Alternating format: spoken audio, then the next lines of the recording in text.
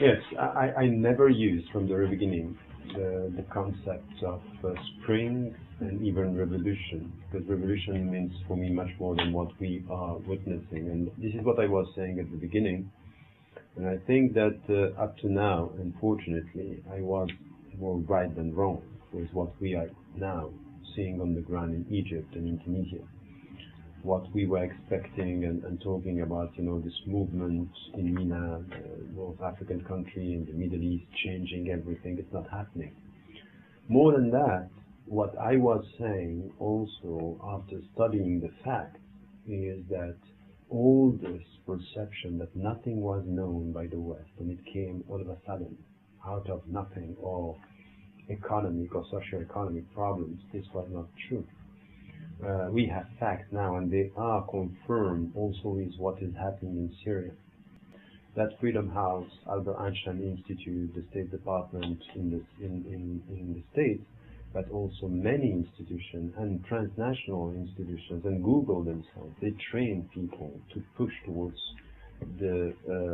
what they were calling democratizing the Middle East. And we didn't take seriously George W. Bush when he said it in 2003. He said it.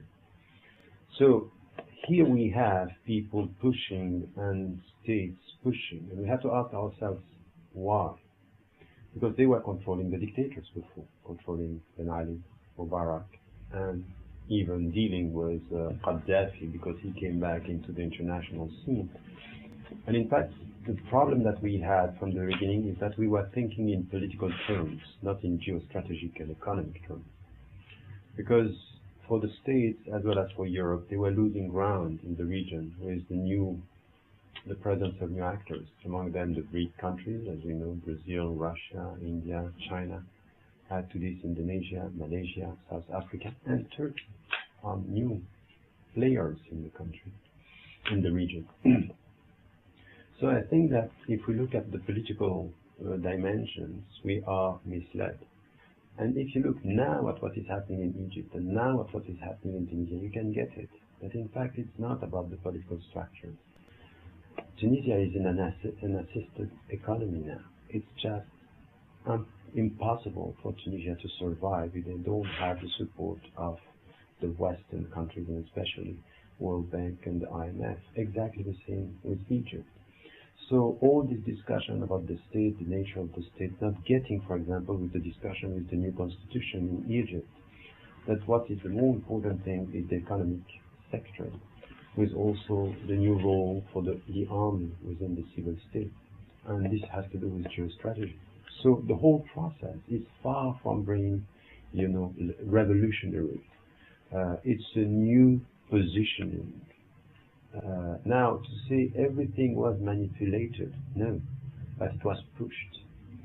And what we can see is that no one was expecting the Syrian citizens to be so courageous and to take to the street.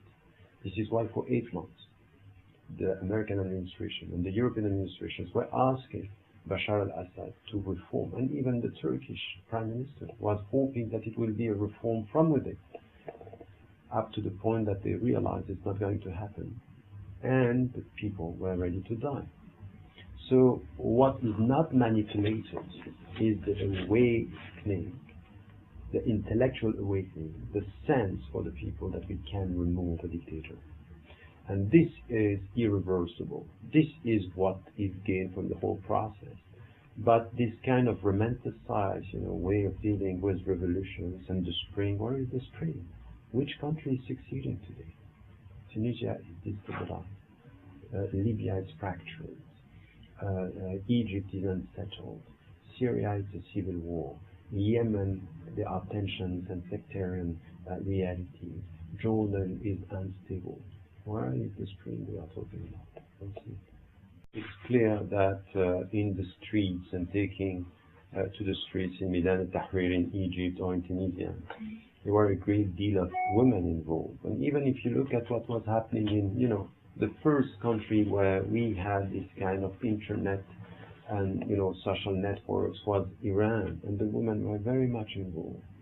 So it's clear now with this mobilization with Asma, who was told in Egypt don't go to Midan al-Tahrir on the 25th of January, and she said, she was told, don't go, you are a woman, and she responded by saying, I am a woman, so show me if you are a man, you come and you join me. Meaning by this, she was ready for the fight, and she was ready for... And I think that there is an awareness here that the driving force, one of the driving forces within the whole process was the presence of women, and this is very important. Now, does it mean, you know, to have a resistance process as we had with women being involved is one thing. It's another thing to look at what can come afterwards with the presence of women in building the country. And if you look at Tunisia, for example, it's still marginal, the role of women. It's very marginal in Egypt. It's still a very male post-uprising process. It's a male dimension. And we also have to ask ourselves, because the West is portraying, they are doing now what they did also with Turkey after Erdogan took over, saying, oh, the country is going to be Islamized, and you will see headscarves everywhere. So for them, headscarves mean Islamization. Islamization means less rights for women. And my answer to this is completely opposite, is to say, you are not free depending on the way you dress. You are free on two conditions. First is access to education. Are the women as educated, or are they access to education as men have? In North African countries, not the case. You, for example, in Turkey, it's now a reality that the more educated women, and they are doing better than men, by being as educated and better educated. Now, in North African countries, it's not the case. In the Middle East, it's not the case. Even though, for example, in Iran, after 30 years of this revolution, you can agree or not with the revolution, but you cannot deny the fact that the women are much more involved in the public sphere, in the political landscape, and they are very much educated. What is missing, and this is the second point on which, the second parameter on which we can evaluate if we are dealing with empowering women, yes or no, is the access to the job market. And the access to the job market is essential, because this is where you get your social recognition, your financial autonomy, and something which is your freedom. This is why you get freedom. If you look at all what is happening now after the uprisings, is not there. It's not enough there. We don't have a policy based on liberating from political oppression and emancipating from male discrimination. So we still, it's positive as a process, is not achieved as a project. You know, this is the very old rhetoric coming from the dictators and coming from Western administrations, saying, look, we better go with dictators, because if we don't have the dictators, we'll have worse than them. And worse than them means Islamists and dogmatic Islamists and people who are completely closed and not democrats. This is the rhetoric that we have for 40 years. It was said in Egypt, Mubarak was saying, if it's not me, it's going to be the Muslim Brotherhood. And the Muslim Brotherhood are not moderate, because there is nothing like moderate Islamists. Moderate Islamist is a contradiction in terms. This is what he was selling, and very quickly this was bought by the West and promoted as such, and exactly the same with Ben Ali in Tunisia. Now what we can see, and this is something also which is very important, is that the counter power coming even from the Islamists are not autocrats, and they are not tyrants, and they are not dictators. It doesn't mean, because you are not dictators, that you are now ready to deal with the democratic process. It's a long and you also, it's a very long process, and you have to take into account the conflicting forces within the society. Look at what is happening in Tunisia and in Egypt, where you have the Islamists and Nahda, or the Muslim Brotherhood. You have the Salafi, and the Salafi are also pushed, and these are the literalist Salafi. And you have the jihadists as well, going towards, you know, more violence.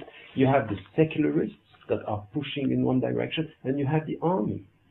So the country is just, the forces and the political forces are scattered in a way. So what the risk is not, because there is this popular awareness that they don't want dictators again, but it's scattered.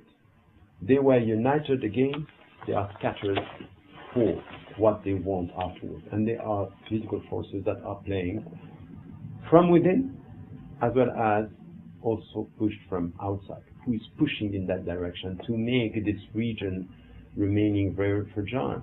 At the end of the day, the reality of the Middle East today is that the spring that we were announcing ended up being a very fragile Middle East and North African countries. For the sake of whom? There is something that happened, is that the political structures are shaken and the economic market is open, much more open than what we thought. And it might be this is the point of the whole process, is I don't think that the West is caring about democracy. It's caring about interests and markets. So if not, the first countries to be liberated should be the petromonarchies, because this is what the people are not experiencing democracy, and money is there. They don't care about that. So there is a way of reading the prism through which we have to read this is twofold. And I kept on repeating this in the book and also in an article that I wrote afterwards, is we should not blame the West for everything, but we should not be naive with the West in the whole process. You know, we should not buy very quickly that the West is for democracy. On the other side, the first to be blamed also in the whole dynamic is also the political leaders and the intellectuals in the Arab world that are not showing, you know, leadership as to what do we want. It's polarizing the debates between secularists and Islamists. You don't talk about the real issues, and that's problematic. Once again, we cannot deny the fact that it's there. You know, when I was talking to people when I was in Tunisia, or even when I came to Turkey, very often Turkish people or Tunisian people or even Egyptian people are saying, oh, the West is portraying us into two groups, the secularists versus the Islamists. I'm sorry, it's not only the West that is doing this. You yourself are doing it, because this is the way you go in Turkey, and you have tensions between the two groups, exactly the same with the elites in Tunisia or in Egypt. Everywhere now we have this. And so we cannot deny this. Now, not to deny this reality doesn't mean that we accept it as it is and we fall into the trap of this very simplistic polarization of the political debate in the society. Because we end up having secularists saying to the Islamists, you are backward, you are the guardian of the tradition and you are not ready for democracy. This is a religious, you are theocrats. So they are pushing them in the tradition and saying we are the progressive. On the other side, the Islamists are saying to the secularists, you are westernized and you are playing for the game of the foreign forces, and we are the guardian of religion. And we end up having a political discussion between two groups. Every one of them is getting its justification by the presence of the other, but not with coming with a policy, with a vision. So I think that this is where the current government in Turkey succeeded, by being very efficient and to go beyond these discussions. At the end of the day, that doesn't matter. What matters is the economic success, the political success. And I would say that what is happening in Egypt and in Tunisia is still very far from that. We are in this type of polarization that is just making the whole political discussion very sterile and not very much tackling the issues that have to be tackled. So that's a good question. You had the personal advisor to Erdogan once. We were together in the Middle East, and he said, the question is not to ask if Muslims are ready for democracy or the Arabs are ready for democracy. The question is to ask if the West is ready for the Arabs to be Democrats and to live with democracy. And it's a good question, because at the end, do we really want democracies and transparent democracies? Do, for example, the foreign countries, the great powers of today, want democracy? Are they ready for that? Because they have been supporting dictators that were protecting their interests. What does it mean if we have true transparent democracies in the Middle East? No one can deny the fact that 80 to 90% of the people are not happy with the Israeli policy, that they are rejecting what the Israelis are doing, what they did in Gaza. So there is a popular support towards the Palestinians, and they would not be very happy with the way the government and even Mubarak and Ben Ali were dealing with the issue. So true democracies in the region would mean to question the Israeli policy and the way they are dealing with Palestinians. So this is why we have to differentiate between what would be the ideal democratic state and what is the reality today. Is in fact, in every country they are facing so many problems that the Israeli-Palestinian conflict is a secondary issue, and they are not going to change anything. What you can hear now coming from Morsi and the leadership in Egypt, they don't want to touch the agreement. Tunisia exactly the same. And even in Turkey, we might say it's good because Erdogan is taking symbolic positionings and having very strong statement about what but in practical terms, this is not changing the reality of their relationship. It's just symbolic statements, and the Arabs are emotional, so they go for that. But this is not what we are talking about. We are talking about real policies that are supporting the rights of the Palestinians. And I would say transparent democracies would have helped. What we have now with this very fragile situation in the Middle East is very much helping the Israeli agenda as to carry on colonization, to deal with the divide between the Shia and the Sunni, in Syria, for example, with the fact that you have Syria, Iran, and Lebanon isolated now, and in a situation of weakness. You don't have anything coming from the Sunni countries that could be of a support towards the Palestinians. So, unsettled situation in the Middle East, divide between Shia and Sunni, and then economic weakness that needs the support of the Bretton Woods institution. What can you expect more than that for the Israeli project in the region? And it might be that we are thinking the wrong way if we think that Israel is not happy with what is happening. I don't think that there is a relationship between Salafism and literalism and extremism in Iran. Mm-hmm. I think that Iran now it's in the middle of this fracture between Sunni and Shia. By the way, for example, they are supporting Bashar al-Assad, and so there is something, and the way also, the petromonarchies in Saudi Arabia was even asking the Americans to deal with Iran, to cut the head of the snake, as it was said by the King Abdullah. So it was very tough. So there is something at stake here that we have to take into account.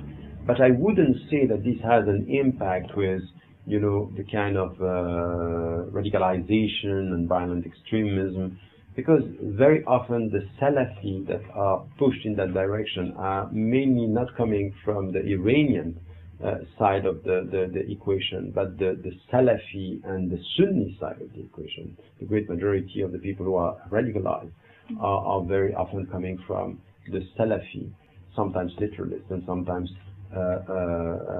violent extremists.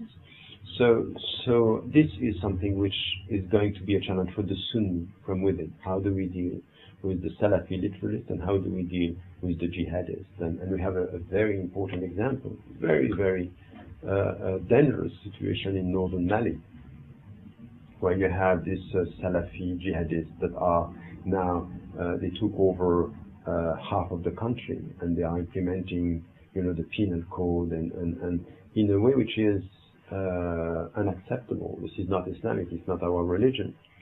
And yet we still have to ask the true questions. How come every time we found resources, oil, gas, and wealth somewhere, you have the literalists, radicals, and extremists settling there? How come they arrived in Afghanistan, where we found lithium and gas and all this, and they are there? As if with their presence, they are justifying the presence of powers that can take advantage of the situation. Northern Mali, 5 years ago, they found oil resources that are as wealthy as the resources in Libya. And all of a sudden, we have radicals settling there. And there is a call now to intervene. The Americans, the French are ready to do this. We have to be a bit cautious and not to be naive. We have violent extremist Muslims. Yes, we have them.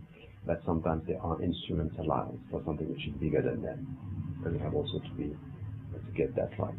I have been following the situation in Turkey for the last 20 years. Even before that, with the first trend of, the resistance with Erbakan and his vision of a political economic resistance with the DH that he wanted to create. And then Erdogan came, and there is a gap between what he is doing now and what was done before. And then there is a point which is important, that he has been very successful on 3 fields. The first one is to be able to act against corruption and to try to have more transparent political processes within society. And this is true. It's not perfect, and still we have a lot to do in Turkey, and even for what is related to freedom, we still have to deal with some of these issues. But there is a trend here which is important. The second is the way the current government dealt with the army. In fact, all this discussion with the EU, to integrate EU and to be part of the EU, was very smart, because this is from where they were able to say to the army, if you stay where you are, we are not able to enter. So in EU standards, your position is problematic. So it was playing against the army that was advocating the secular, by saying the secular that is advocated by the EU is not the secular system advocated by the army. So you better find the right place. So this is something that happened over the last 7 years that is very important, because this is where the country is moving towards something which is a true democratic process, and not a democratic process under the authority of the army as a guardian. That's not a democratic process. When the army is protecting democracy, it's a problem. So the third thing is in economic terms, and this is where I think the Turkish model was successful. They are winning the election because they are successful in economic terms, and they are making much better even than the great majority, if not all, the European countries. Having said that, we have to compare the like with the like. What Egypt is experiencing now, or Tunisia, they don't have the same assets, and they don't have the same history, and they don't have the same potential. So what is a model is with people saying, we have an Islamic reference, but we have now to open up what is the Islamic reference, to understand with whom we are playing, is to understand the environment. So this is good. This is a good question, and this is a good way to put it.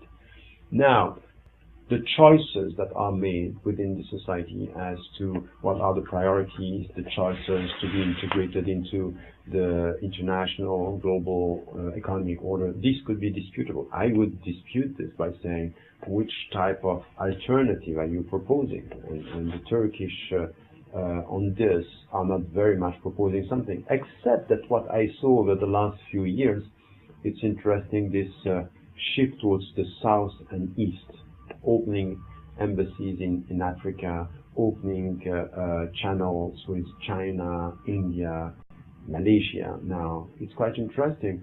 So I wouldn't judge too quickly, but I think we still have to remain critical of the Turkish experience in a positive way, in a constructive way, not as denying that nothing was, many things have been done right and good. But the future of ethics in politics is not to fall into the trap of competing with the global economy as if this is the right thing to do. And the second is not to buy the security measures that are imposed by the West as being ours, and everything which has to do with NATO. and everything has to do with the way we deal with security could be problematic.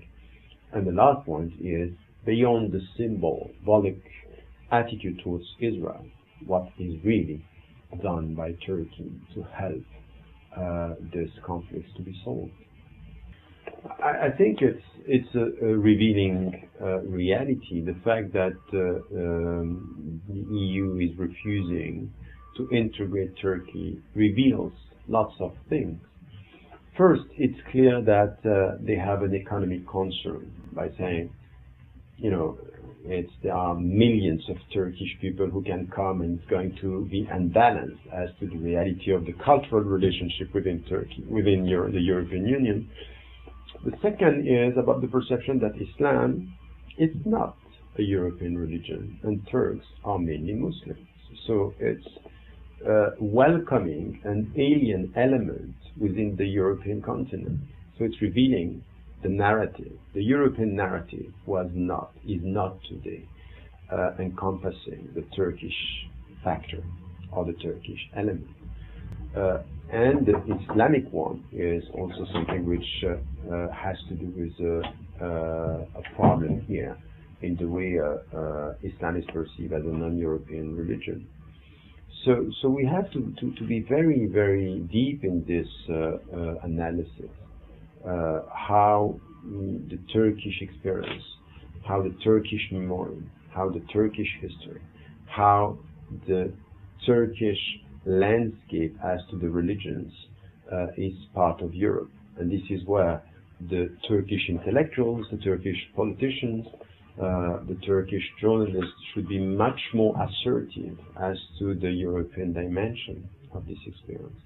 It's not done enough. It's very much done in economic terms to integrate EU, but EU it's not it's not representing the fundamentals of the European experience. It's just a structure, which, by the way, is not really democratic. It's not. So it's, you know, deputies, parliamentaries that are taking decisions far from the people. The great majority of the Europeans are not happy with EU as a structure. They're saying, who is deciding for whom? You know? So it might be that the Turkish should talk more to people than to institutions. That's a very important point. Talk to the people, because the people can get you much more than if you only talk to the structures. The structures are based on all what I said now, which is problematic. This situation needs to be tackled and an answer. And I think that beyond the Turkish emotions, whereas there is something in the history, in the memory of the Turkish nation, which has to do with, it's not the same, but there is something which is a very quick emotional reaction when we speak about Armenia and when we speak about the Kurds. It's as if, oh, something is at stake here, it's dangerous. It is dangerous if we keep on tackling it in emotional terms. Now, we should deal with it in political terms. There are rights and there are minorities, and we know that some are acting to divide and pushing to divide. That's clear. We know that there are forces, they want to divide, and there are claims that are not very sincere in political terms. That's the situation. But if we want to solve the problem, we should be clear and consistent with our principles. Freedom of expression, the freedom of minorities to be accepted and respected within the society. These are things that should be much more open as to space where the current Turkish government should be more consistent.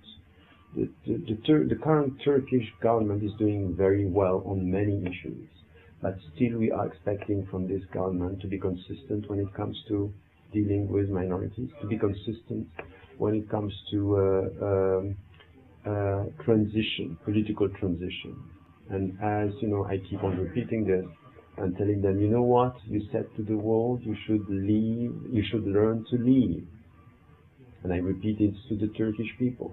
It's good to be elected, it's good to run the country when you are elected, but history should teach you should learn to leave.